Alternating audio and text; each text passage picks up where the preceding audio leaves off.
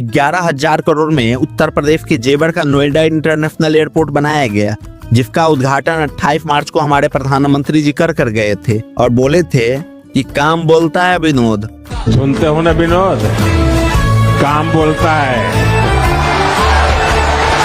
और देखिए ना क्या काम बोलता है। 28 मार्च को ओपनिंग हुआ और जुलाई के बारिश में इसका सारा हकीकत लोगों के सामने आ गया, क्योंकि अब एयरपोर्ट कम ये स्विमिंग पूल ज्यादा लग रहा है। भैया पता नहीं जनता के टैक्स के पैसे के साथ हमारे प्रधानमंत्री जी, हमारी बीजेपी गवर्नमेंट क्या कर रही है। लोगों से पेट्रोल के नाम पर टैक्स लेती है, लोगों से कफन के नाम पर टैक्स लेती है और कहती है कि इससे देश का तरक्की होगा। हम मान लेते हैं कि देश का तरक्की होगा, लेकिन ये 12,000 करोड़ का 42,000 करोड़ का कोई प्रोजेक्ट बनता है और एक्सप्रेस वे बनता है तो वो टूट जाता है पहले ही बारिश में। एयरपोर्ट बनता है तो उसमें पहले ही बारिश में पानी लग जाता है। मतलब किस तरीके का स्कैम हो रहा है लोगों को पता ही नहीं चल रहा है।